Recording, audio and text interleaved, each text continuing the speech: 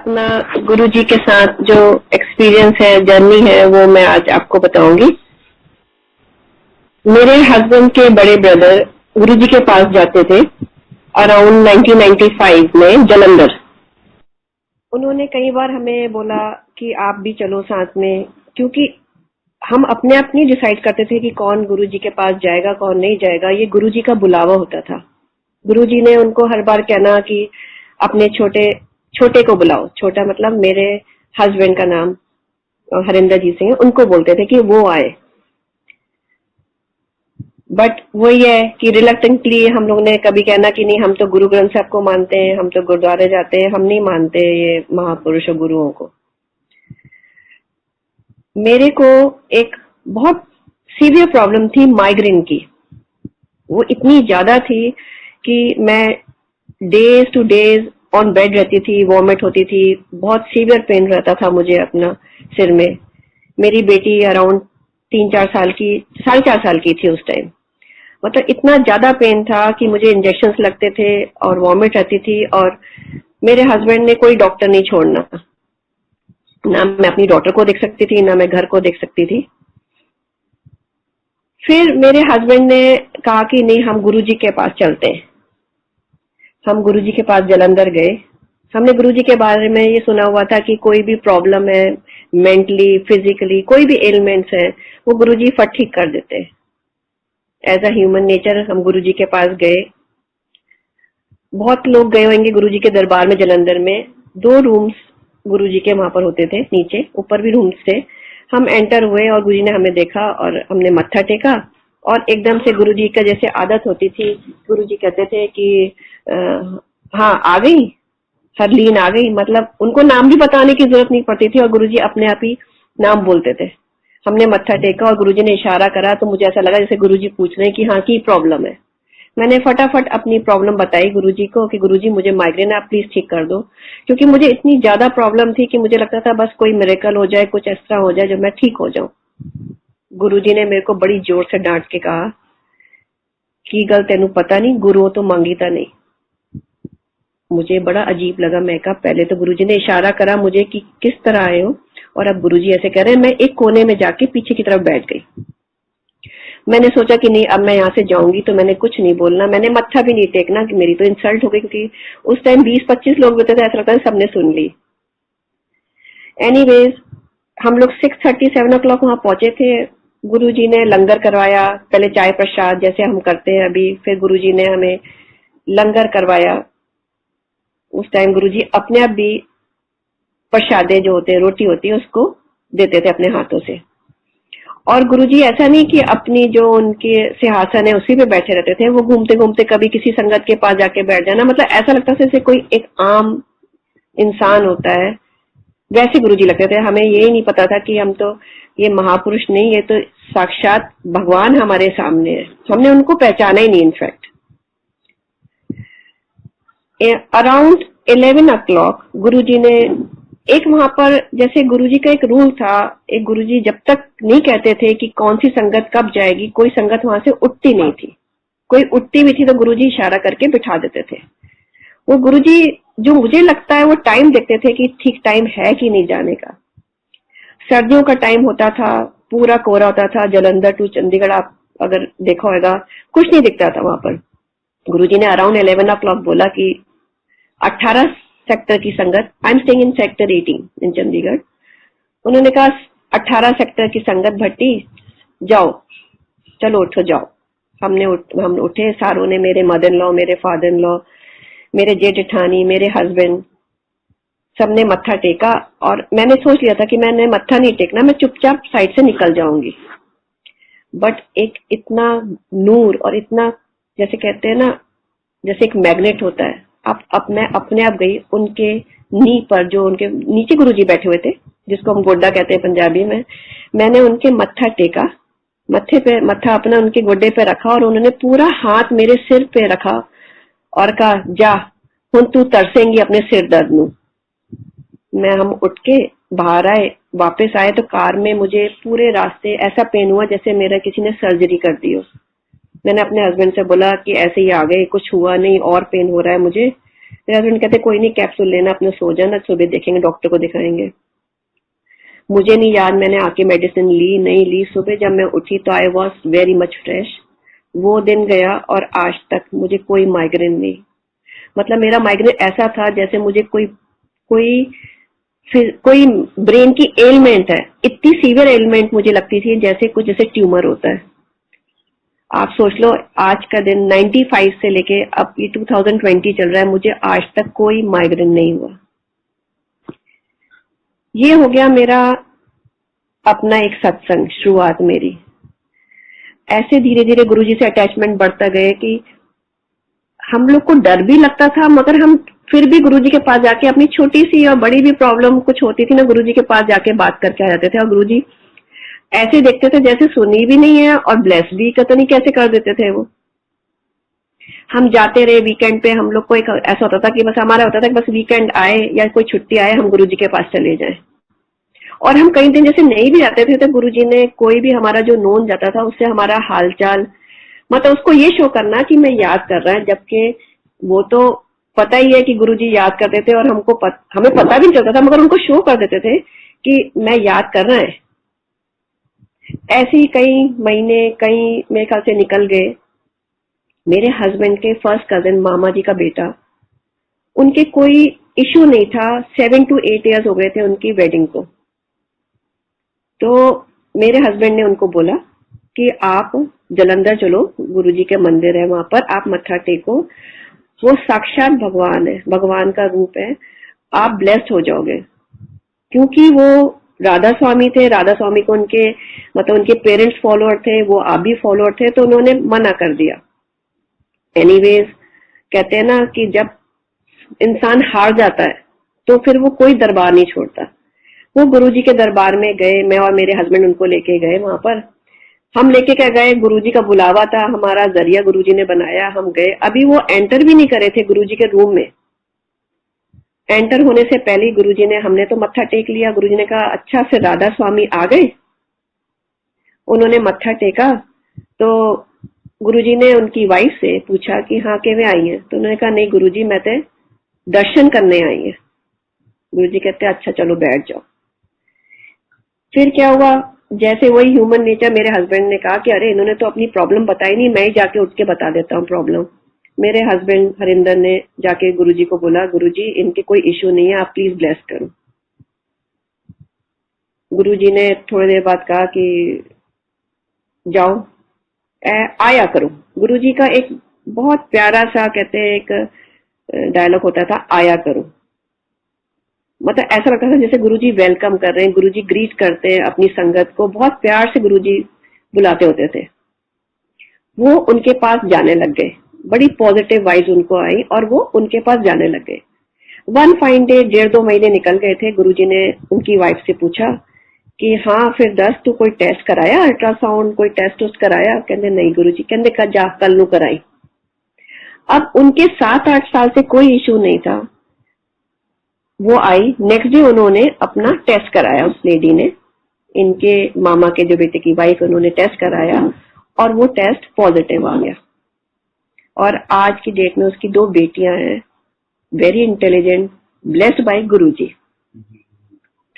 ये जो मैं आपको केस सुना रही हूँ, ये पीजीआई तक ने कह दिया था कि मतलब इश्यू नहीं हो सकता, आप अडॉप्ट कर लो। मतलब सारे डॉक्टर, सारे कहते हैं ना, सारे दरबार जा चुके थे, कहा जहां जहां मत्था टेकना, सब जगह से उनके हाथ खड़े थे। ये मैं आपको अभी थोड़ा इस साल के उसमें ये आला मैंने सत्संग जो आपको सुनाया, मैंने एक जगह यहाँ पर अग्रवाल भवन है, वहां पर मैंने शेयर करा। ये मैं थोड़ा आपको गैप से मतलब निकाल रही हूँ, मैं आपको फिर पीछे जाऊंगी। वहां मैंने ये शेयर करा और मैं आपको जैसे बता रही हूँ, अब तो मेरे को थोड़ा सा कॉन्फिडेंस मेरा बढ़ गया। अदरवाइज मैं संगत में बोल भी नहीं पाती थी, मैं इतना डरती थी, मेरी आवाज कांपती होती थी। ये भी गुरुजी ने ठीक करा है मेरे। मैंने ये शेयर, मैंने वहां पर मुझे बोला गया कि आप शेयर कर दो कोई सत्संग, तो मैंने अपने हस्बैंड से बोला, मैंने कहा 2-2.5 हजार की संगत है, मैं क्या शेयर करूंगी, मेरे से तो आवाज मेरी कांपेगी। वो कहते कोई ना, वही मामा जी का जो इशू वाला है, बेबी का इशू, वो शेयर कर दो। मैंने गुरुजी से बोला आप ही चलो, आप ही शेयर साथ में कराओ, मेरी तो आवाज ही कांपेगी। मैंने कैसे शुरू करा मुझे नहीं पता। मैंने वहां पर ये पूरा सत्संग जो अभी शेयर करा आप लोगों के साथ इशू का, मैंने वहां पर शेयर कर दिया। ये 2 साल पहले की बात है, 2 साल या 2.5 साल कर लो, 2017 2018 कर लो आप। मैंने ये शेयर करा और जब मैं शेयर करके वहां से अपनी वापस जाने लगी अपनी सीट पर, तो एक लेडी ने मुझे बोला कि आंटी ऐसा लगता है कि आपने मेरे लिए ये शेयर करा है। तो मैंने कहा गुरुजी पे विश्वास करो, जय गुरु जी, और मैं वापस आ गई। मेरे जहां पर मैं जिस लोकेलिटी में रहती हूँ, वहां लोकेलिटी में कई घरों में रेगुलर सत्संग होते हैं मंथली। उस लोकेलिटी के सत्संग में मैं वहां गई तो वो लेडी वहां पर आई हुई थी। उसने मुझे इशारा करके बड़ी स्वीटली वेव करा और उसने कहा, मैंने हेलो करा तो उसने कहा आंटी मैं आपको कुछ बताऊंगी। जब हुआ तो कहते आंटी मुझे लगता है वो सत्संग मेरे लिए था, क्योंकि मेरा मुझे लग रहा है। फिर हम 10-15 दिन बाद जब मैं उनको मिली, दोबारा फिर से सत्संग हुआ, तो उसने कहा कि आंटी मेरे को भी सेम प्रॉब्लम थी, मेरे भी इन लॉज राधा स्वामी, मैं भी राधा स्वामी को फॉलो करती थी और मेरा टेस्ट पॉजिटिव आया प्रेगनेंसी का। और आफ्टर फ्यू मंथ्स, 9 मंथ्स, उसको बेबी बॉय गुरुजी ने ब्लेस करा। जो हम कहते हैं ना, गुरुजी का सत्संग सुनो, गुरुजी का चाय प्रसाद, गुरुजी का लंगर प्रसाद आप लो, वही ब्लेसिंग है। ये उसका एक आपको मैं प्रूफ बता रही हूँ कि सिर्फ एक गुरुजी का, जो ऑलरेडी गुरुजी ने ब्लेस करा था कपल को, जो मैंने शेयर करा, जो गुरुजी ने मुझसे शेयर करा है। एक गुरुजी ने मुझे तो एक जरिया ही बना दिया ना कि आप शेयर करो, क्योंकि किसको ब्लेसिंग्स देनी थी उसको। मैंने शेयर करा और गुरुजी ने उनको ब्लेस कर दिया और उसका बेबी बॉय हो गया। एक दो मेरे को लेडीज ने और बोला कि आंटी आपने जो उस दिन शेयर गुरुजी ने करा था, गुरुजी ने शायद हमको भी ब्लेस कर दिया। ये उनको पता है, गुरुजी को मालूम है, शायद उनके बेबी हो गया, मैं उनको नहीं मिल पाई बाद में। बट ये जो मैं आपको केस सुना रही हूँ 18 का, ये तो मेरे सामने का ये है कि मैंने सुनाया गुरुजी का और गुरुजी ने उनको ब्लेसिंग्स उसमें दी। अब मैं वापस अपने पुराने उसमें जाती हूँ। ये मेरा खुद का पर्सनल है। मैं गुरुजी के पास, मैं, मेरे हस्बैंड, मेरे इन-लॉज, हम लोग बहुत रेगुलर जाते थे।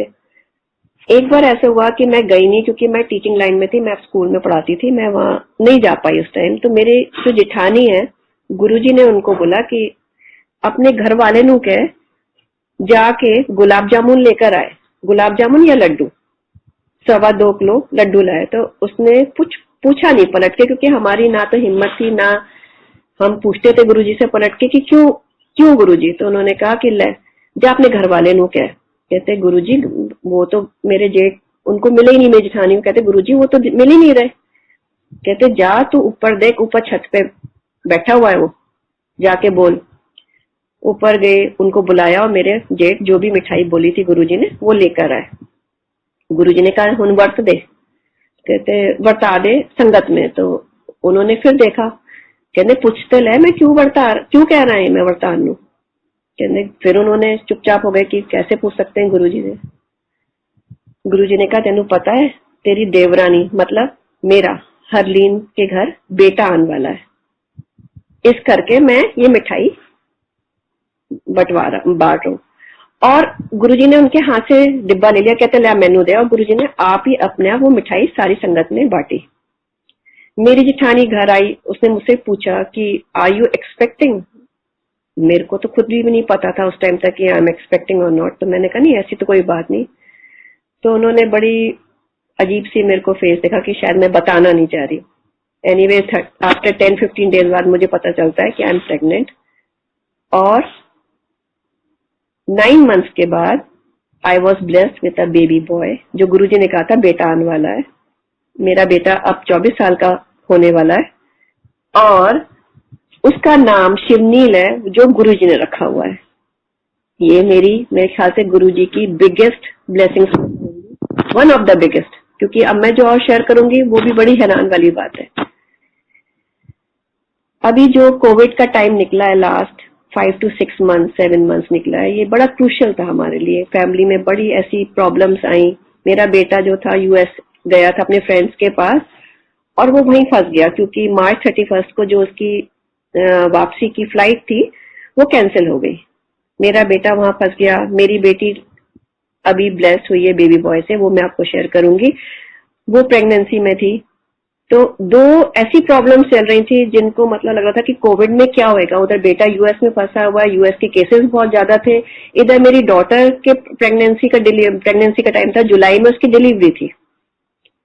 आप सुन के बड़े हैरान हो गए, मेरी बेटी शी इज स्लाइटली और समटाइम्स बहुत सीवियर भी होती थी, एस्थमेटिक है।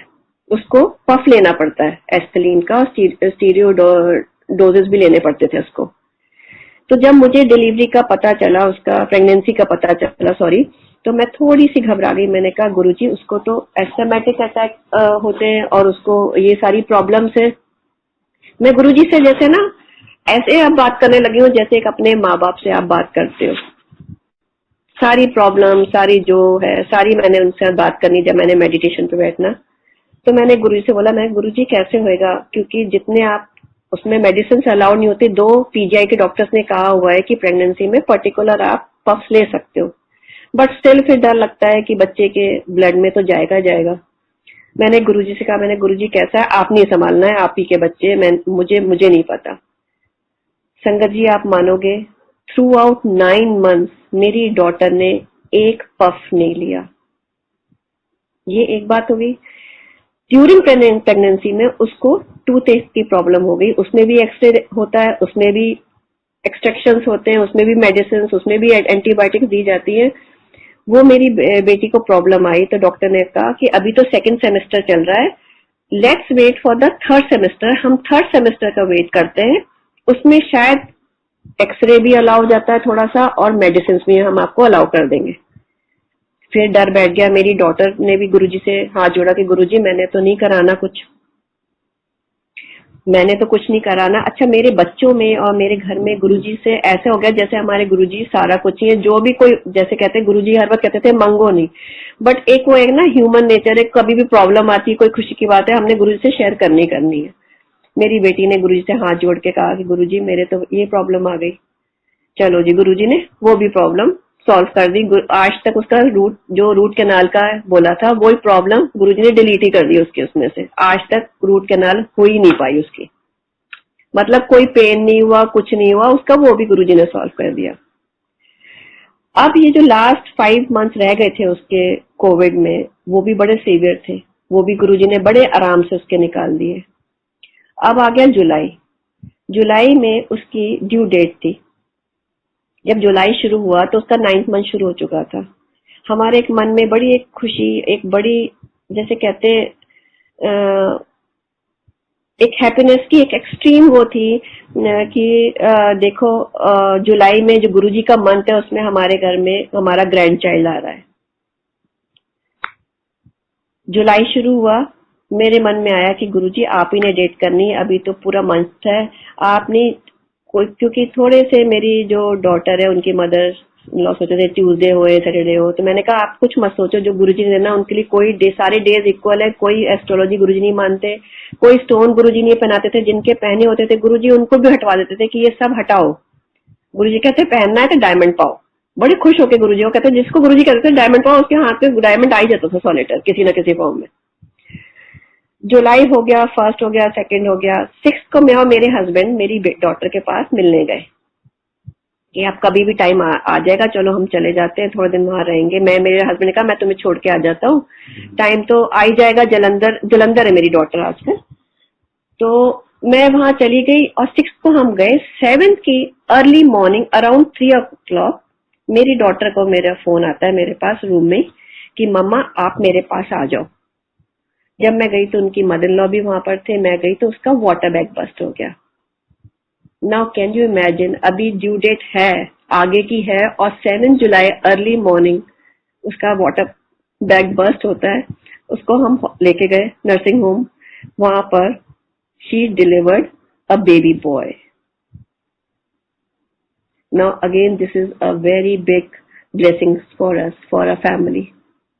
इससे बड़ी ब्लेसिंग्स क्या होंगी कि गुरुजी ने अपने ही बर्थडे वाले दिन, जो अभी ड्यू डेट अभी रहती थी, अपने ही बर्थडे वाले दिन हमको ये दिखा दिया कि मैं तुम लोग के साथ पल पल हूं। और 7 जुलाई तो सबके लिए जो गुरुजी की संगत है, कितना बड़ा दिन है। ऐसे कई सत्संग अगर आप कहो तो एवरीडे मेरे साथ तो सत्संग है।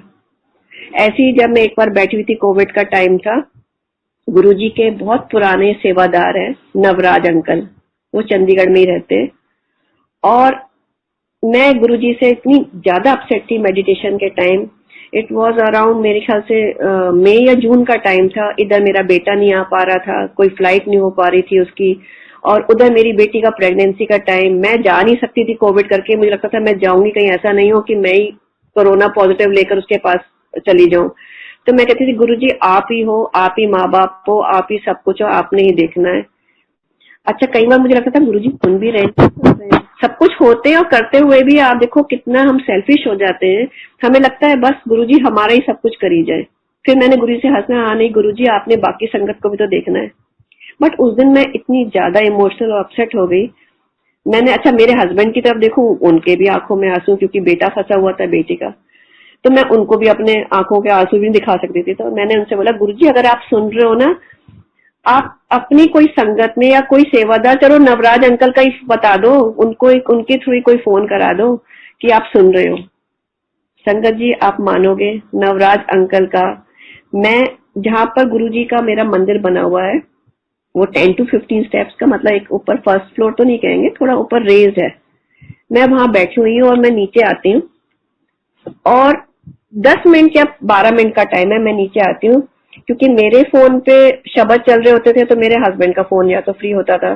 तो मेरे हस्बैंड ने कहा कि नवराज का फोन आ रहा है बार बार, है चलो देख तो नहीं, कोई कोई जरूरी ना हो, फोन कर ले।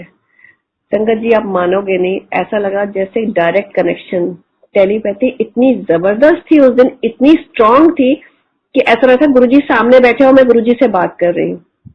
और सबसे पहले मैंने नवराज अंकल को बोला कि गुरुजी ने तो वाकई आपको मेरे लिए फोन करा दिया। कहते क्या आंटी, मैंने फिर उनको बताई थोड़ी सी बातें, और वो इतने पुराने सेवादार इतने टाइम से गुरुजी के साथ थे, तो ऐसा लगा जैसे गुरुजी ने बिल्कुल उन्हीं को भेजा है कि उसको बताओ कि मैं हर पल उसके साथ हूँ। संगत जी ये तो मैं आपको बहुत सिलेक्टिव बता रही हूँ ना, मैं आपको एक और बताती हूँ। मेरे हस्बैंड, ये लास्ट लोहड़ी का टाइम था शायद, तो मेरे हस्बैंड और मैं, यहाँ पर इलेंटे मॉल है, हम दोनों वहां पर शॉपिंग के लिए गए। उससे पहले क्या हुआ कि लोहड़ी पर हमें एक की चेन मिली थी जिसमें गुरुजी का पेंडेंट होता है, आप लोग के पास भी कहीं के होएगा। तो मेरे हस्बैंड को मैंने कहा इसमें आप कीज डाल लो कार की। तो मेरे हस्बैंड ने कहना नहीं नहीं मैंने नहीं डालना, कितने गंदे हाथ लग जाते हैं, कभी हम पॉकेट हमारी गंदी होती है, कभी मतलब कहीं भी हम की चेन रख देते हैं, तो इट्स बेटर कि हम इसको ना रखें, हम मंदिर में रखें, हम कीज ना डालें अपनी कार कीज। खैर एनीवेज मैंने डाल दी उसमें बिना, मेरे हस्बैंड ने कहा नहीं कुछ नहीं होता, गुरुजी कहते थे कोई वहम नहीं करना, अब डल गई है, अब हमने नहीं निकालना, अपने आप निकलेगी तो ठीक है, वो गुरुजी की मर्जी होगी। मैं और मेरे हस्बैंड मॉल गए, वो उसमें से वो पेंडेंट जो की रिंग में से, वो गुरुजी का पेंडेंट, जब हम कार से उतरे तो मेरे हस्बैंड के सामने ऐसा लगा जैसे रोल करके वो चला गया कहीं। मैं आगे चली गई क्योंकि शॉप्स बंद होने थी, तो मेरे हस्बैंड ने कहा तुम तो जाओ मैं अभी आता हूँ। मेरे हस्बैंड का फोन, मैंने कहा आप आए नहीं शॉप में, आप कितनी देर हो गई है? कहते वही हुआ जिसका डर था, वो पेंडेंट तो रोल होके कहीं निकल गया, अब मैं उसको देख रहा हूँ, वो तो कहीं मिल ही नहीं रहा मेरे को।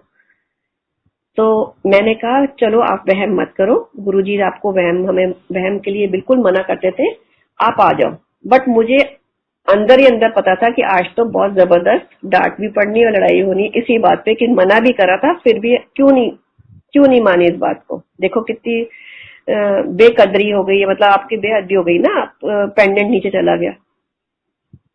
आते आते मैंने गुरुजी से बोला, मैंने कहा आज तो डांट पड़ने वाली है, गुरुजी आप ही बचाने वाले। मैं कार में बैठी, मेरे हस्बैंड ने मुझे कुछ भी नहीं कहा, ना मैंने उनको कुछ कहा, ना मैंने बात छेड़ी, बस मैंने ये कहा कि आप प्लीज वहम मत करो।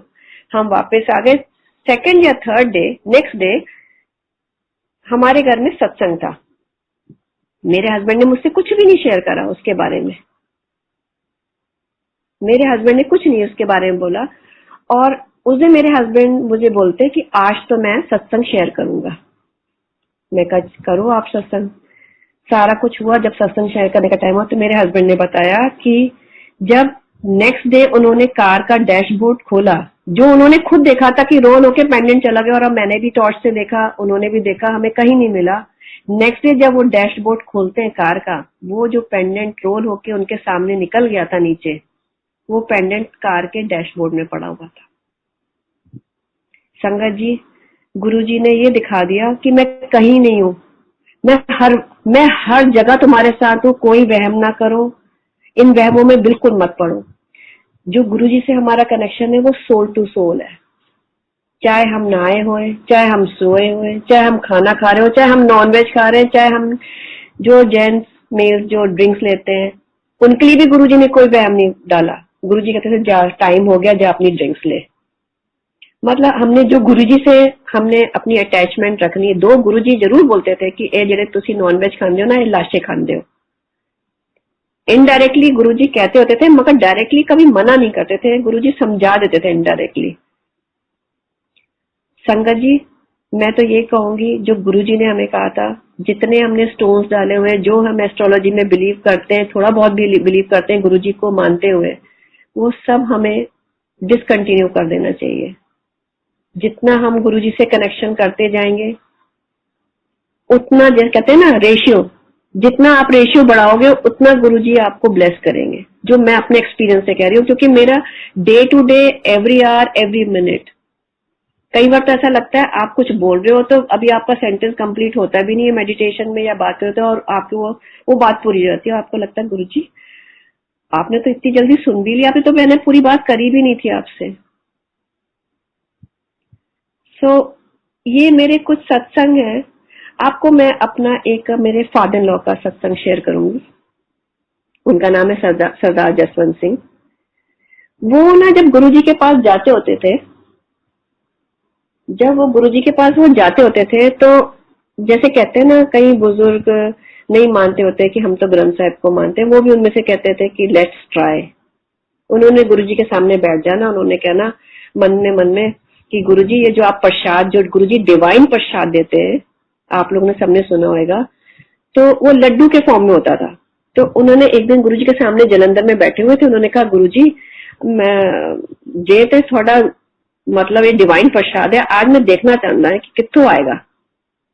उनको लगना कि कहीं हो सकता है कहीं साइड में ट्रे में होगा, हो सकता है गुरुजी ही used to wear long sleeves वाले कुर्ते, तो कहीं स्लीव्स में होगा। तो all types of question in his mind कि कहीं गुरुजी का छुपाया कोई सेवादार आएगा, हो सकता है कुछ हिप्नोटाइज करके। नहीं, वो कॉन्टिन्यूसली गुरुजी को देखते रहे, और जैसे ना उनकी टेलीपैथी हो रही थी या बातें कर रहे थे गुरुजी से। अब जो गुरुजी से बातें कर रहे थे, थोड़ी देर बाद गुरुजी ने कहा भट्टी अंकल आ जाओ। उन्होंने गुरुजी ने अपने पास में बिठा लिया और बातें करते रहे, और हाथ जैसे गुरुजी घुमाते हैं, उंगलियां, फिंगर्स आपने देखा होगा वीडियोस में, घुमाते रहे, बात करते रहे। इतने में गुरुजी ने कहा हाथ ऊपर करा, हाथ ऊपर करो। और जब हाथ उन्होंने नीचे करा तो उनके हाथ में बहुत बड़ा लड्डू प्रसाद, डिवाइन प्रसाद था। उन्होंने मेरे फादर इन लॉ को जब हाथ में दिया, तो उन्होंने अपने एक हाथ से दिया था, बट जब मेरे फादर इन लॉ को कहा कि लो आप प्रसाद, तो उनके दोनों हाथों में भी नहीं आ रहा था, वो इतना बड़ा सारा था। मेरे फादर इन लॉ वो दिन गया आज तक, मतलब कोई सेकंड थॉट तो उनके माइंड में फिर आया ही नहीं। उनको कंफर्म हो गया कि नहीं, ये साक्षात परमात्मा है जो हमारे सामने बैठे। गुरुजी ने कहा कि भट्टी अंकल थोड़ा सा प्रसाद आप संगत में बरता दो, बाकी आप घर में रखो और अपने घर में सबको दो। ये मैं आपको, आपके जन्म जन्म मैंने आपका ठीक कर दिया, आपकी पूरी फैमिली, आपके बच्चे, आपके बच्चों के बच्चे, आगे जनरेशन टू जनरेशन मैंने ब्लेस कर दिया। And it's a proof, like आज तक छोटी मोटी जैसे प्रॉब्लम जो आप हैंडेबल है, मतलब जो आप टॉलरेट कर सकते हो, वो छोटी मोटी जरूर आई है, बट उसका भी मतलब वो टाइम से निकल गई अपनी। ऐसे ना कभी हमारे कोई फिजिकल एलिमेंट्स ऐसी आई जो ठीक नहीं हो सकती, या कोई ऐसी फाइनेंशियल प्रॉब्लम आई हो जो हमारे, जो हम फेस नहीं कर सकते। गुरुजी की आज तक भट्टी फैमिली पर इतनी ब्लेसिंग्स है। भट्टी फैमिली नहीं, जैसे अब मैं अपने पेरेंट्स की साइड जाऊं, उनको भी ब्लेसिंग्स है। कहते हैं ना generation to generation, family to family. अगर गुरुजी ने एक फैमिली पे सिर पे हाथ रख लिया, मतलब समझ लो आपकी उनकी सारी जितनी फैमिलीज अटैच्ड है वो ब्लेस्ड हो गई। संगत जी, ऐसे कहीं और सत्संग है जो मैं शायद अभी मुझे माइंड में नहीं आ रहे, क्योंकि एवरी मिनट इज अ सत्संग फॉर मी। कुछ भी मैं गुरुजी से बात करती हूँ, कुछ भी कहती हूँ, वो पूरी हो जाती है। या गुरुजी किसी ना किसी फॉर्म में समझाते हैं कि अगर ये नहीं हो रहा तो it's not in your favour, मतलब ये तुम्हारे लिए फ्रूटफुल नहीं है, इस करके नहीं है। उसका भी गुरुजी मुझे आंसर दे देते हैं। तो संगत जी, जो आपको गुरुजी दे रहे हैं वो आपके फेवर में इसी करके दे रहे हैं। जो आपके लिए ठीक है गुरुजी ने वो देना है, जो आपके लिए ठीक नहीं है गुरुजी ने किसी ना किसी फॉर्म में आपको बता देना है कि ये तेरे वास्ते ठीक नहीं है। थोड़ी सी ज्यादा पेशेंस, गुरुजी में ज्यादा सरेंडर, जितना हम बढ़ाते जाएंगे उतनी हमें ब्लेसिंग्स बढ़ती जाएंगी, मिलती जाएंगी, हमारी फैमिली पे मिलती जाएंगी। कई बार मैंने अपने बेटे को बोलना कि जब सत्संग होता है तो आके बैठता नहीं सत्संग में। उसने कहना कि हाँ नहीं ठीक है, मैं दिल से मानता हूँ, जरूरी नहीं कि मैंने सत्संग पे बैठना है। अंदर ही अंदर हमें फील भी होना कि देखो जिस बच्चे को गुरुजी ने आप ही दिया है वो खुद ही नहीं कर रहा इस तरह। तो गुरुजी से मैंने कहना, गुरुजी आप ही इसके दिमाग में डालोगे। गुरुजी ने उसके साथ ऐसे ऐसे मिरेकल्स करे कि वो बच्चा आज अगर सुबह उठता है या कोई बात होती है वो गुरुजी के नाम से ही करता है सारा। ऐसी मेरी जो डॉटर है वो भी गुरुजी के नाम से ही सारा कुछ करती है। मेरे हस्बैंड, मेरे गुरुजी, मतलब हम जितना भी शुक्राना करें, बेअंत शुक्राना, कोई एंडलेस हमें ब्लेसिंग्स हैं, काउंटलेस ब्लेसिंग्स हमें दी हैं, जिसका एक शुक्राना से हम गुरुजी का शुक्राना नहीं कर सकते। संगत जी, बस मैं इतने ही कहूंगी, जुड़े रहो, सरेंडर करी जाओ, गुरुजी ब्लेसिंग्स देते रहेंगे। दिस इज माय टुडे सत्संग। थैंक यू संगत जी। जय गुरु जी।